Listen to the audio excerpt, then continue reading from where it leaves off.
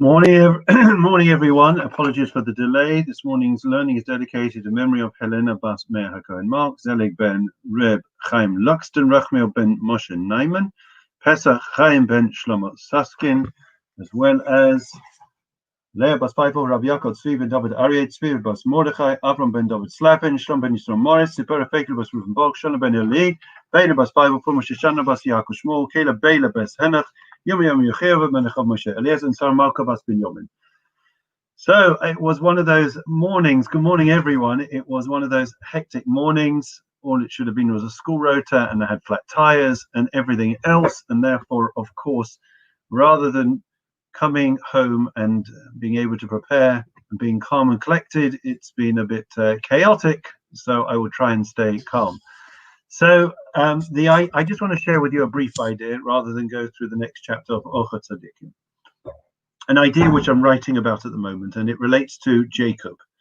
Jacob, and this ties in very nicely with what we were discussing yesterday about having that routine, having that structure to one's life and to one's day, which is critical for the building blocks, the scaffolding to be able to build and grow in the future. And Jacob finds himself, we know in this week's Torah portion, struggling with a mysterious adversary. His family, he's already transported to one side. He's about to encounter Esau, his adversary and his long-lost brother and foe. And he finds himself in the middle of the night struggling with this mystery adversary.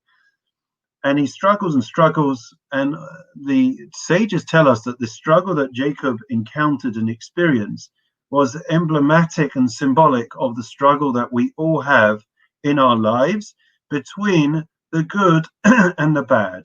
You see, there are two parts to each and every one of us. Whenever we make choices, there is something that pulls us to do the right thing, and there is something that pulls us to do the wrong thing.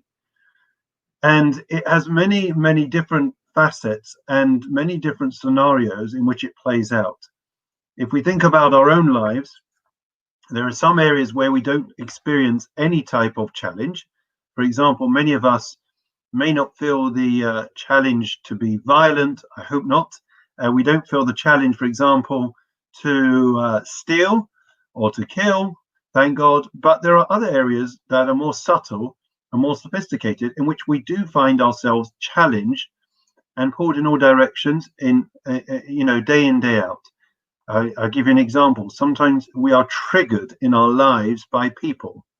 People press the wrong buttons. I think that's the expression that people use.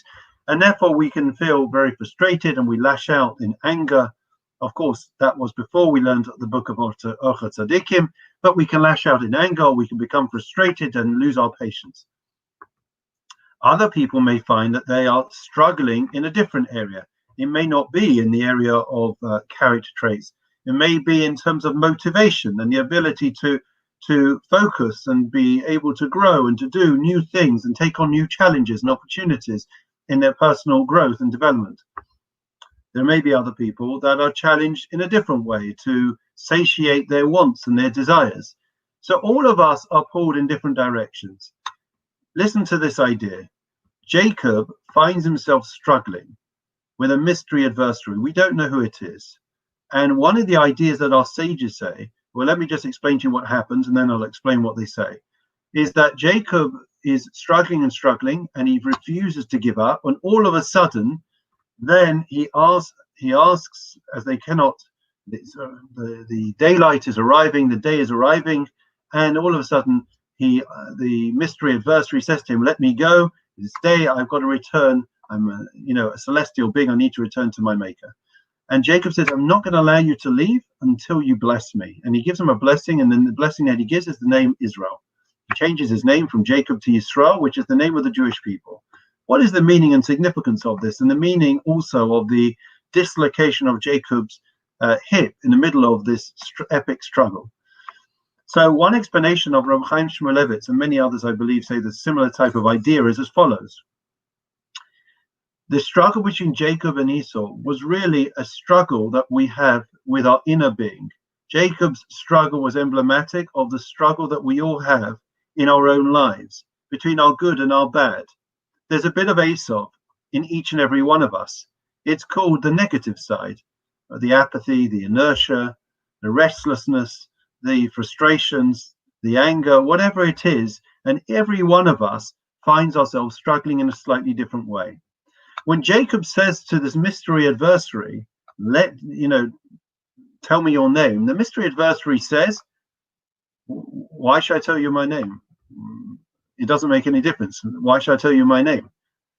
It's a very strange response. Why doesn't he just say the name? And the answer is because that was the correct answer. In other words, the adversary, the inner struggle that we have with ourselves, that negative side of ourselves, the evil inclination, as it were, morphs and transforms itself and metamorphosizes into many different guises. For every person, it is slightly different. And therefore, because we find ourselves struggling in different areas, and it changes for each and every one of us on a daily basis, therefore, when it said, well, why should I tell you my name, meaning I don't have a name, that is the truth. The truth is that for each and every one of us, the challenges that we face change every day, and the reaction that we have to will have to address that different adversary every day of our lives. The other answer that they suggest is that when this mystery adversary says, why should I tell you my name? In other words, it wasn't prepared to tell Jacob and its name. The name of something represents the essence of the thing. You can only say a name if you have substance, if you have some basis to yourself. Well, the evil inclination, the negative side, it doesn't really have, it's all illusionary. It's all the fact that we have these ideas in our head, that we build up these illusions that we have that seduce us and tempt us and make us believe and lead us astray that if we were to do this one thing, that we would feel good about ourselves, or we would be able to have and quench the thirst that we have for all our desires. In reality, it doesn't exist. It's a figment of our imagination, and therefore it said, why should I tell you my name? And therefore this epic struggle between Jacob and Esau was really a struggle that we all face on a daily basis. The fact that Jacob's thigh was dislocated, and from that we have the tradition not to eat the sinew of the thigh in our meat, right? The idea is that Jacob struggled, and that in itself is a lesson for each and every one of us. Jacob struggled and he was harmed. Even a Jacob is not immune from the weaknesses and from the dangers that are posed by an evil inclination. We all struggle in different levels and different ways. And it's natural that we are going to have setbacks, the same way that Jacob had his thigh dislocated. The question isn't whether we do have setbacks, whether we do stumble or fall. It's how we respond and we react when we have these setbacks. Are we prepared to keep on fighting? Are we prepared to come back stronger? Are we prepared to be able to find and to detect the disguises of that negative side of ourselves, the evil inclination that's trying to pull us down? It's the basis of free will, the fact that we have two options on the table. We have challenges and we overcome whatever adversary we may face. And it's never been more fulfilling when we do overcome, but it's never been more dejecting when we succumb and we give in to our weaknesses. So that's the challenge. That's the question. But if we do overcome that challenge, then we live up to our namesake, the name Yisrael. The name Yisrael means Ki sarisa im Elokecha v'im Adam. That I struggled and I overcame, both between my relationship between God and me, and between me and my fellow human being. So therefore, it's going to be a struggle on a daily basis. But there are some people that have thrown in the towel. They've given up on being anything, on achieving, on growing. They just want to say, this is who I am, and I'm not interested in becoming anything more. But we, who have been on an epic journey and odyssey over the last year and a half, maybe at least a year of COVID, it is something which should empower us, which should motivate us, and should inspire us by the fact of what we can and have shown that we can achieve.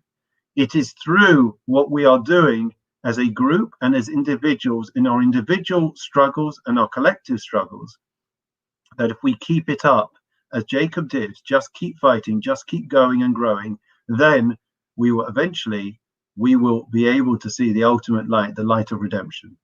And now we continue with Psalm of the Day. And of course, we return to Orchot Tzadikim tomorrow. I'm sorry for the delay and for the disruption. Normal service will resume tomorrow, please God.